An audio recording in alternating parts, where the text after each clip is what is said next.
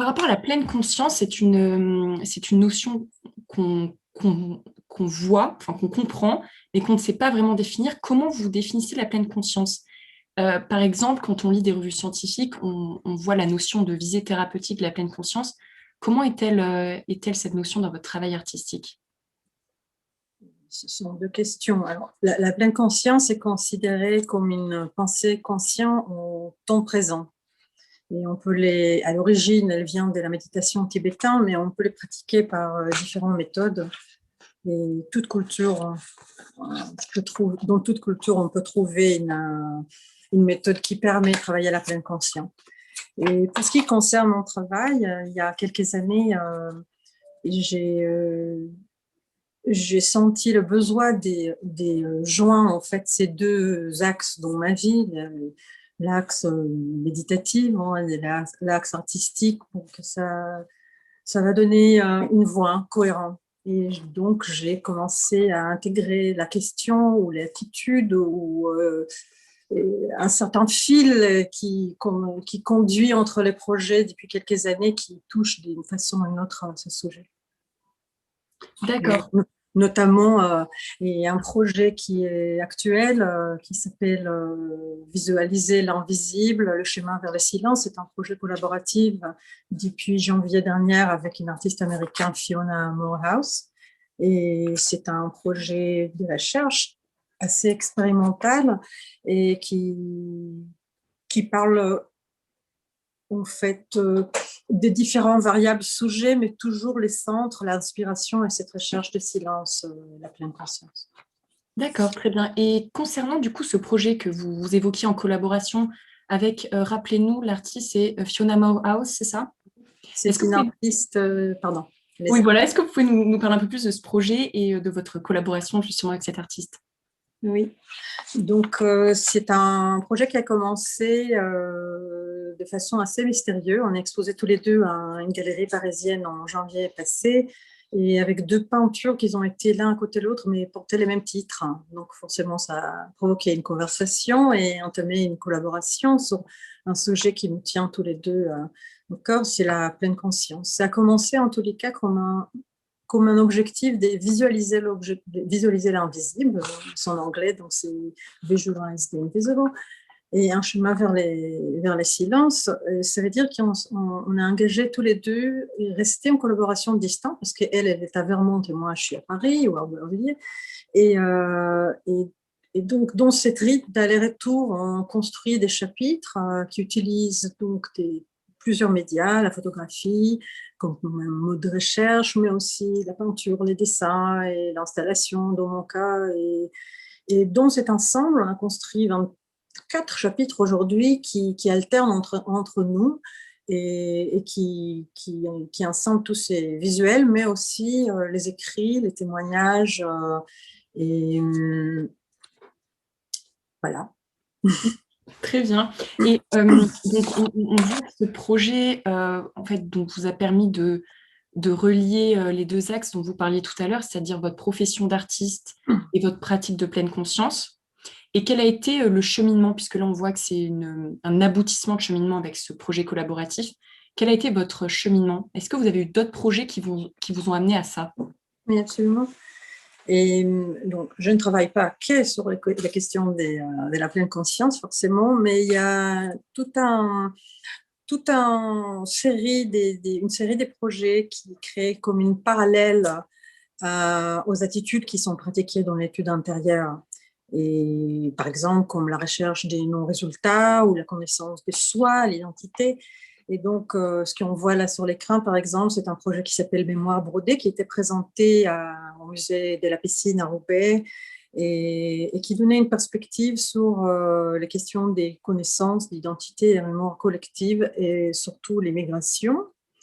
Et il y a un projet qui suivait, qui était aussi un projet de collaboration et qui s'appelait Projet 3D Vitrail Femmes-Mères. C'est un projet qui a porté même des prix au Salon de l'automne.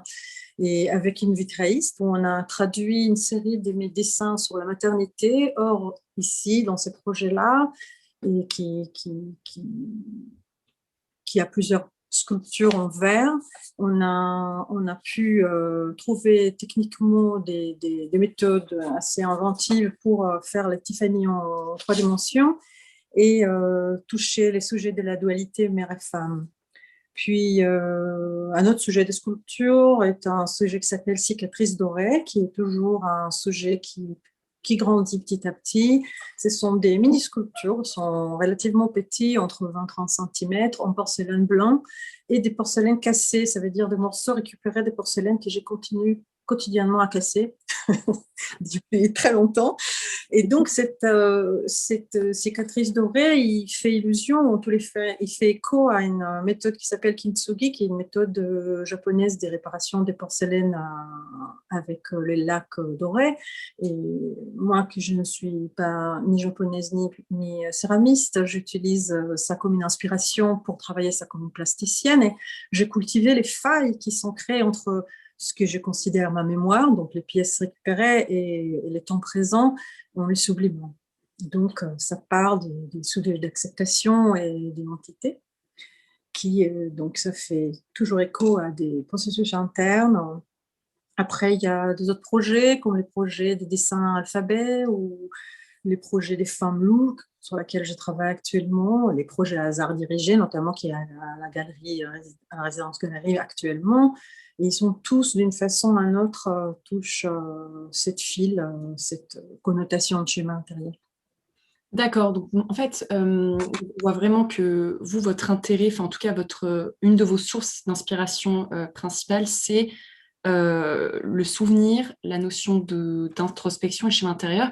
Maintenant qu'on a compris ça, est-ce que vous pouvez nous parler un peu plus de votre projet actuel qui est exposé, donc, comme vous l'avez dit, à la Résidence Galerie, Hasard dirigé, sous le prisme de votre processus créatif? Est-ce que c'est possible de nous éclairer là-dessus, s'il vous plaît?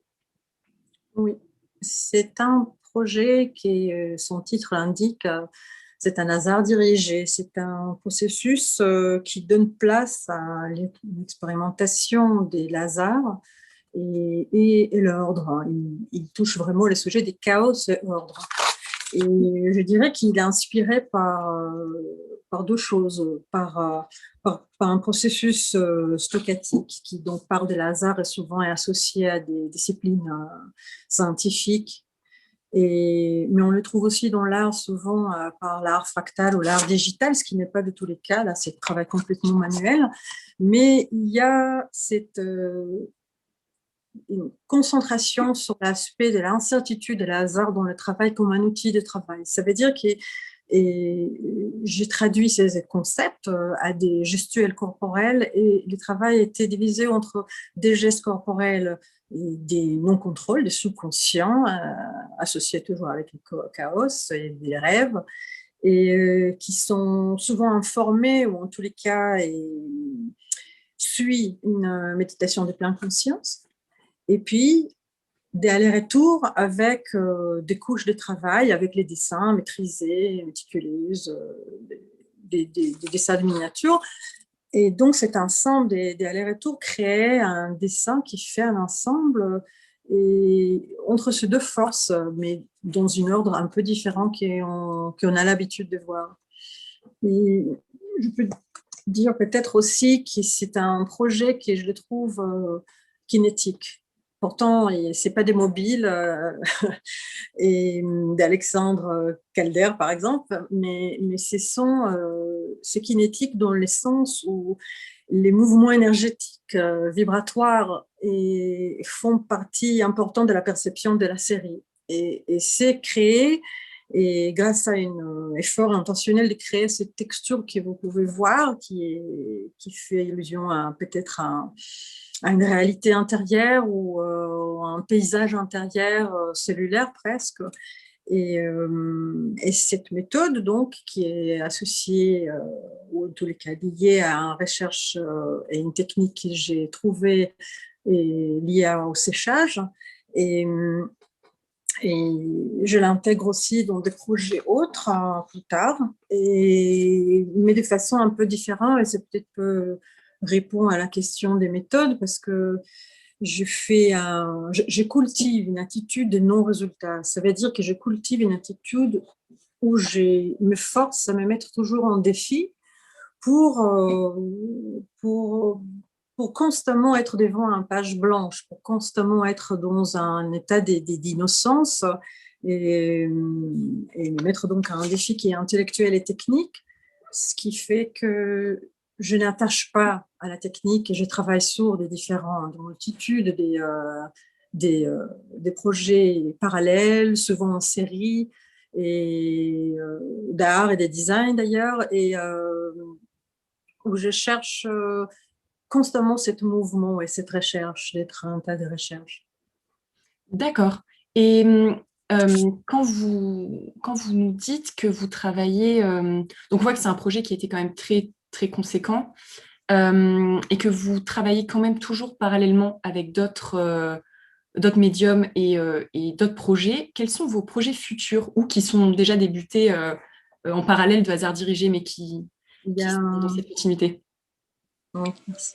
Donc, il y a les projets des femmes loups, dont je crois que j'ai mentionné tout à l'heure. C'est l'histoire et des relations émotionnelles, relationnelles, spirituelles de la femme. Et ça explore en fait cet archétype de la louve qui est la masculinité, quelque part comme le loup, qui a un côté agressive. Il y a beaucoup d'explications comme totem ou même chez Jung à cette côté de la femme. Et donc, moi, je les mets en situation, en fait, à regarder dans l'état des, même sexuellement. Et je regarde la soumission, je regarde les pouvoirs, je regarde dans les relations avec l'environnement, en fait, mais toujours par cette perspective des féminités. Et puis, c'est un travail que j'ai fait, donc complètement en parallèle des projets visualiser l'invisible, mais ponctuellement. Et je touche les sujets chaque fois qu'il y a besoin. Et donc, vous avez vu certainement qu'il prend une partie des conséquences techniques des hasards dirigés, mais il est très différent. Il est très figuratif et autour d'un thème très spécifique. Après, il y a donc le projet Alphabet qui parle de l'alphabet et des textes ésotériques. Et c'est un projet de dessin. Et puis, il y a le projet de visualiser l'invisible où